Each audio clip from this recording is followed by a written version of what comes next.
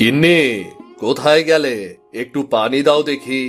গলাটা শুকিয়ে কাঠ হয়ে গিয়েছে আমার, যা গরম পড়েছে।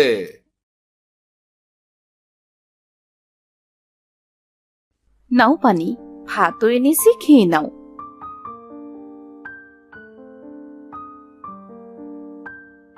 এ কি গিন্নি, সকালে তো পান্তা ভাত আর কাঁচামরিচ দিয়ে ভাত খেলাম, এখনো পান্তা ভাত আর কাঁচামরিচ? এটা যে কপালে জুটেছে সেটাই অনেক। পাশের বাড়ির ভাবির কাপড় পরিষ্কার করে দিয়েছিলাম, আর সেজন্য এই পান্তা ভাত আর কটা কাঁচা মরিচ দিয়েছে, তাই তো খেতে পারছো। আর না হলে যে আজ না খেয়েই থাকতে হতো। কি করব গিন্নি, কাজ তো কম করছি না, তবুও যে কেন কষ্ট পিছু ছাড়ছে না বুঝতে পারছি না। মনে হচ্ছে এক্ষুনি বৃষ্টি নামবে, তাড়াতাড়ি জ্বালানিগুলো তুলে নি। মা, আমি তোমায় সাহায্য করি জ্বালানি তুলতে। তাড়াতাড়ি কর মা, অনেক কষ্ট করে জঙ্গল থেকে জ্বালানি কুড়িয়ে এনেছি। এগুলো ভিজে গেলে যে আজ আর রান্না করতে হবে না। মা, দুদিন ধরে পেট ভরে কিচ্ছু খাইনি, খুব খিদে পেয়েছে মা। আজ একটু বেশি করে ভাত রান্না করো না, পেট ভরে খাবো। এত কষ্ট করেও সংসার চালাতে পারছি না, মেয়েটার মুখে দুবেলা ভাত তুলে দিতে পারছি না। হে বিধাতা, তুমি একটা ব্যবস্থা করে দাও, একটা ব্যবস্থা করে দাও।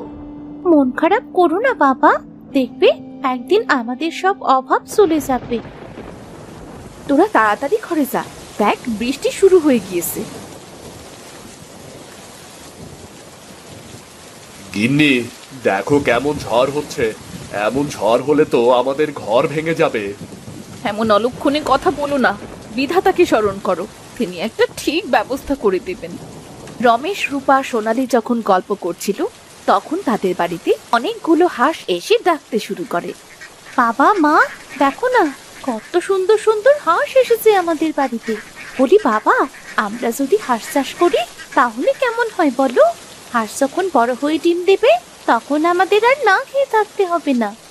কথাটা তুই মন্দ বলিসনি রে মা, কিন্তু হাঁস কেনার মতো টাকা যে আমার কাছে নেই রে। বাবা, আমরা সবাই মিলে পরিশ্রম করব, টাকা জোগাড় করব। সে সময় হলে দেখা যাবে। তোরা এবার থামতো, বলি শুনছো? দেখতে দেখতে তো সন্ধে হতে চললো, বৃষ্টি থামার তো কোনো নাম গন্ধও নেই। তবে কি আজও না খেয়ে থাকতে হবে? গিন্নি, ঝড় কম হয়ে গিয়েছে, আমি বাজারে যাচ্ছি কাঠগুলো বিক্রি করতে। কিন্তু বাবা, বাইরে তো অনেক জোরে বৃষ্টি হচ্ছে, এই বৃষ্টির মধ্যে তুমি কেমন করে বাজারে যাবে? আবার কিছুই হবে না। গিন্নি, তুমি ছাতাটা নিয়ে আসো দেখি। তোমাকে আর এই বৃষ্টির মধ্যে বাজারে গিয়ে কোনো কাজ নেই। আমি সীমা ভাবির বাড়িতে গিয়ে দেখছি দুটো চাল জোগাড় করতে পারি নাকি।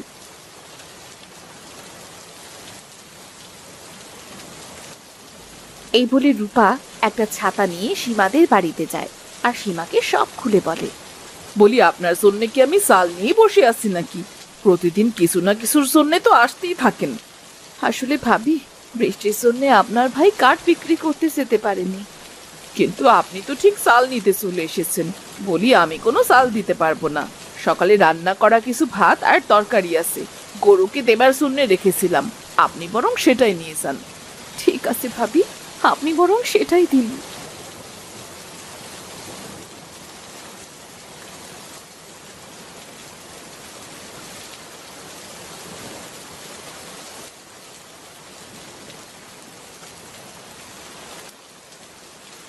ওগো, চাল কি পেলে?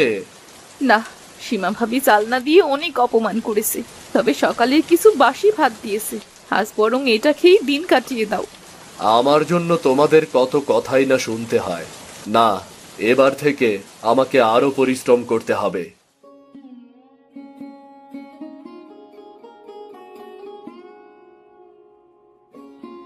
বাবা, কোথায় যাচ্ছ তুমি? তোর কাশেম চাচার ক্ষেত পরিষ্কার করতে যাচ্ছি রে। আমিও যাব বাবা, তোমার সাথে আমিও যাব। কাশিম চাচার ক্ষেতের পাশেই তো নদী, নদীর উপর অনেক রকম শাক পাওয়া যায়, আমি সেগুলো তুলবো। তুমি বাজারে গিয়ে বিক্রি করো বাবা। তোকে কষ্ট করতে হবে না মা, তুই খেলতে যা। না বাবা, আমি টাকা গুছিয়ে হাঁস কিনতে চাই। মেয়েটা মধ্য বলেনি, আমিও মানুষের বাড়িতে কাজ করব। সবাই মিলে কাজ করলে হাঁস কেনার ঠিক একটা ব্যবস্থা হয়ে যাবে। আচ্ছা ঠিক আছে, তবে চল তুই আমার সাথে।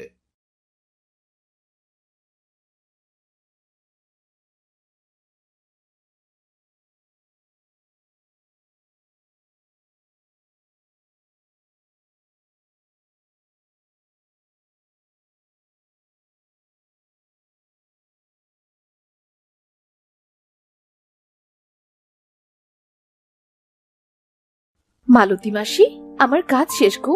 যদি টাকাটা দিতে তবে চলে যেতাম গো। এই নাও তোমার টাকা। আজ তুমি আমার অনেক বড় উপকার করলে। শরীরটা যে আমার বড্ড খারাপ, উঠতেই পারছি না। তুমি না এলে গরু তো না খেয়েই থাকতো। আমারও টাকাটা দরকার মাসি। আসলে মেয়েটা জেদ ধরেছে হাঁস পুষবে, কিন্তু হাঁস কেনার মতো তো টাকা নেই, তাই আর কি। এটা তো খুব ভালো কথা। একবার যদি অনেকগুলো হাঁস কিনতে পারো তবে তোমাদের আর অভাব থাকবে না। দোয়া করো মাসি, আমি আসি তবে। বাবা, তুমি তাহলে ক্ষেতটা পরিষ্কার করো, আমি নদীর ওপর থেকে শাকগুলো তুলে নিই। এই বলে সোনালি যায় নদীর পাড়ে শাক তুলতে, আর রমেশ সেদিকে ক্ষেত পরিষ্কার করতে থাকে।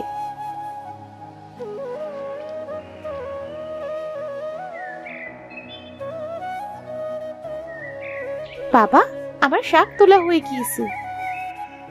ঠিক আছে, আমারও ক্ষেত পরিষ্কার করা শেষ। তোর কাশেম চাচার কাছ থেকে টাকাটা নিয়ে আসি। টাকা আনতে যেতে হবে না, এই নাও তোমার টাকা ভাই। ঠিক আছে ভাই, দরকার পড়লে আবার ডাক দিয়েন। আমি আজ আসি তবে।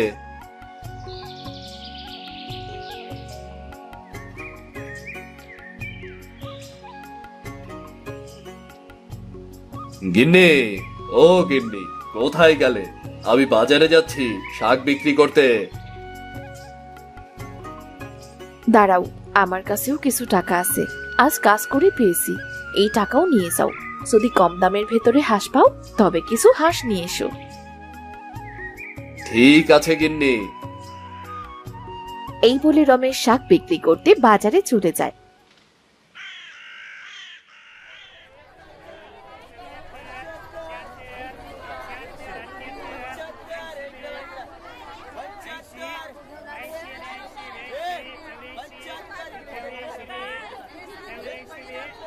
কিছুক্ষণের ভেতরেই রমেশের সব শাক বিক্রি হয়ে যায়। বিধাতার অশেষ রহমতে সব শাক বিক্রি হয়ে গেল। ওই তো একটা লোক হাঁসের বাচ্চা বিক্রি করছে। আমার কাছে যা টাকা আছে সেটা দিয়ে তো আর বড় হাঁস কেনা যাবে না। আমি বরং হাঁসের বাচ্চা কিনে নিয়ে যাই। বলছি দাদা, এই হাঁসের বাচ্চাগুলোর দাম কেমন? আজ আমি কম দামে হাঁস বিক্রি করছি। আপনি এই 15টা হাঁসের বাচ্চা 800 টাকা দিয়ে নিতে পারবেন। দাদা, আমার কাছে তো 800 টাকা হবে না, সব মিলিয়ে 710 টাকা আছে। আপনি বরং আমাকে দুটো কমিয়ে দিন, কেমন? এতে আমার লস হয়ে যাবে। আচ্ছা ঠিক আছে, তবে আপনি 13টা বাচ্চাই নিন, কেমন? এই নিন দাদা আপনার টাকা, আমি আসি তবে।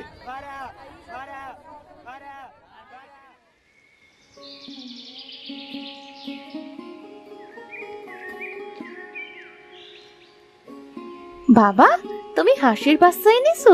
আমার খুব আনন্দ হচ্ছে বাবা। আমাদেরও আজ থেকে অনেক হাঁস হলো। ওগো, এতগুলো যে হাঁসের বাচ্চা আনলে, তা এত হাঁস বড় হলে তুমি রাখবে কোথায়?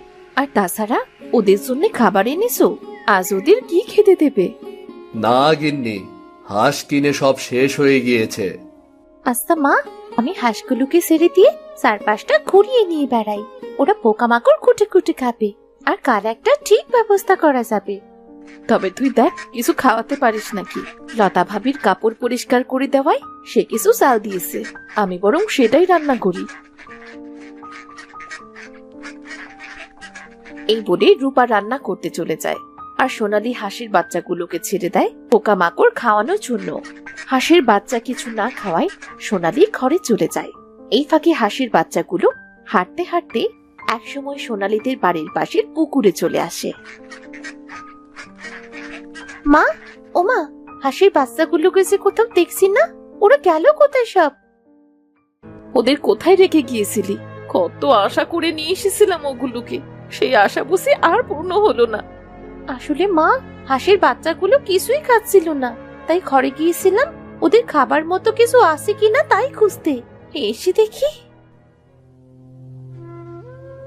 আরে মেয়েটাকে বকাবকি না করে তাড়াতাড়ি হাঁসগুলো খোঁজো, না হলে যে শেয়াল কুকুরে ধরে খাবে। তারা সবাই মিলে হাঁসের বাচ্চাগুলো খুঁজতে শুরু করে। হঠাৎ সোনালি দেখে তাদের বাড়ির পুকুর পাড়ে তাদের হাঁসের বাচ্চাগুলো ঘাস খাচ্ছে। মা, বাবা, ওই তো আমাদের হাঁসগুলি পুকুর পাড়ে কি সুন্দর করে ঘাস খাচ্ছে। আরে তাই তো। মা, এখন থেকে আর হাঁসের চিন্তা করতে হবে না, এই পুকুর পাড়ের ঘাস খেয়ে ওরা বড় হবে। কথাটা মন্দ বলিসনি, কিন্তু ওদের কোথায় রাখবো? তেমন জায়গাই তো নেই। কেন বাবা, তুমি এই পুকুর পাড়ে হাঁসগুলোর থাকার জায়গা করে দাও।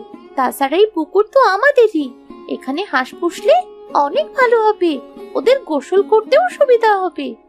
বলি আমরা বরং এই পুকুরে ছোট ছোট মাছ ছাড়বো। শুনেছি মাছ খেলে হাঁস অনেক বড় হয় আর তাড়াতাড়ি ডিম পাড়ে। হাঁসগুলো ভালোভাবে বড় করার জন্য আমাদের সবাইকে অনেক পরিশ্রম করতে হবে।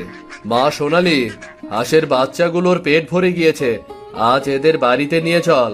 কাল ওই পুকুর পাড়েই আমি হাঁসের জন্য ঘর বানিয়ে দেব। ঠিক আছে বাবা।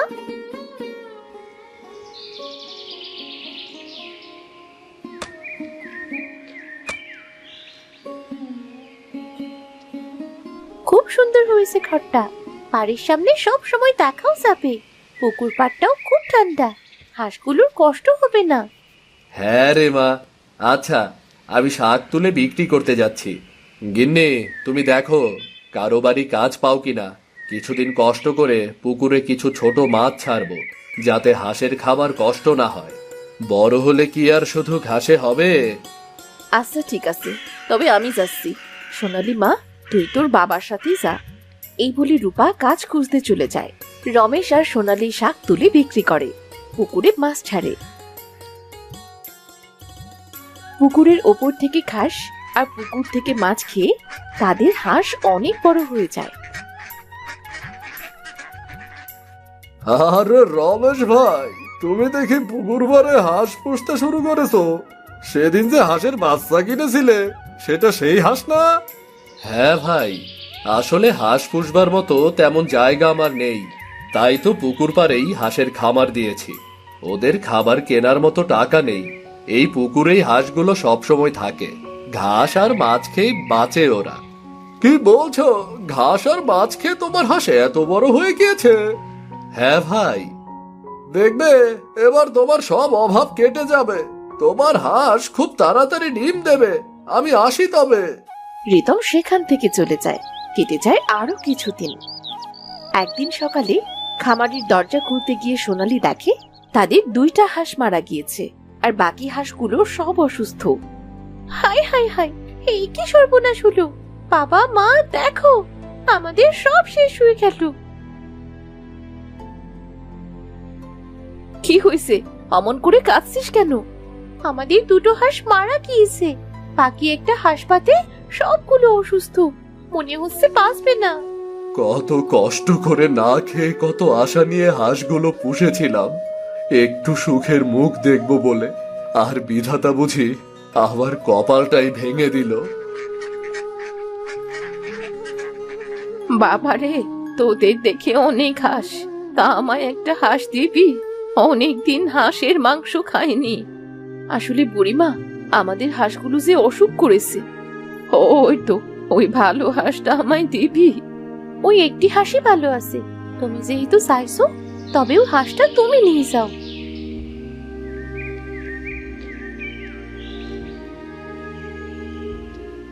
তোদের মন অনেক বড়, একটা হাঁস বাঁচবে জেনেও সেটা আমায় দিয়ে দিলি। একটা হাঁস দিয়ে আর কি হবে বুড়িমা? কত কষ্ট করে জায়গা না থাকায় পুকুর পাড়ে হাঁস পুষেছিলাম। জানি না কি হলো সব হাঁসের, সব অসুখ করেছে। পুকুর পাড় তো ভেজা স্যাঁতসেঁতে জায়গা, পুকুরের পাড় থেকে একটু দূরে খামার করতে পারতি বাবা। এমন স্যাঁতসেঁতে জায়গায় তো হাঁসের অসুখ করবেই। হাঁসেরা পানিতে থাকে ঠিকই, কিন্তু রাতে তো তাদের শুকনো জায়গার দরকার। কি করব বুড়িমা, এই জায়গা ছাড়া আমার যে আর কোনো জায়গা নেই। এই হাঁসগুলো আমার শেষ সম্বল ছিল গো বুড়িমা, আমার শেষ সম্বল ছিল। কাঁদিস না বাবা, এই ওষুধ তোর সব হাঁসেদের খাইয়ে দে, দেখবি সব হাঁস ভালো হয়ে যাবে। আর 2 দিনের ভেতর হাঁস ডিমও দিতে শুরু করবে। তুমি সত্যি বলছো বুড়িমা? হ্যাঁ রে দিদি ভাই, এখন থেকে আর কোনোদিন তোদের হাঁসের অসুখ করবে না, ডিম দেয়াও বন্ধ করবে না। এটা আমাকে এই হাঁসটা দেবার উপহার। তবে একটা কথা, এই খামারে কুড়ো দিবি, তাহলে খামারের ভেতর আর পানি থাকবে না, আর হাঁসগুলো একটু আরামে থাকতে পারবে। বুড়িমা, তোমার কাছে যে আমরা ঋণী হয়ে গেলাম, তোমার এই উপহার আমরা কোনো দিনও ভুলবো না। এইসব কথা পরে হবে, আগে হাঁসগুলোকে ওষুধ খাইয়ে দে। বুড়ির কথা মতো সোনালী, রূপা আর রমেশ সব হাঁসগুলোকে ওষুধ খাইয়ে দেয়। বুড়ির দেয়া ওষুধ খাওয়ানোর সাথে সাথে হাঁসগুলো সুস্থ হয়ে ওঠে।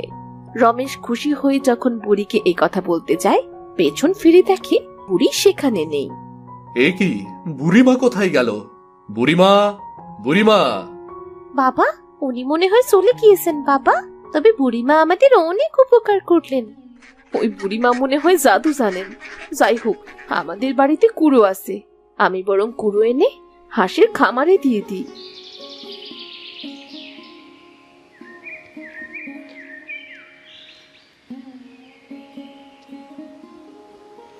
রূপা বাড়ি থেকে কুড়ো এনে হাঁসের খামারে দিয়ে দেয়। 2-3 দিন পর সোনালী পুকুর পাড়ে গিয়ে দেখে সেখানে অনেকগুলো ডিম।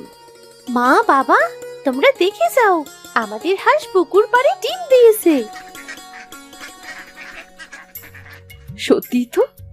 বুড়িমার কথা সত্যি হলো। বাবা, এখন থেকে আমাদের এই হাঁস আর ডিম পাড়া বন্ধ করবে না। এখন থেকে আমাদের সব অভাব চলে যাবে বাবা। তুই ঠিক বলেছিস মা। আমি ডিমগুলো বিক্রি করে বাজার করে আনি। এখন থেকে আর আমাদের না খেয়ে থাকতে হবে না রে মা।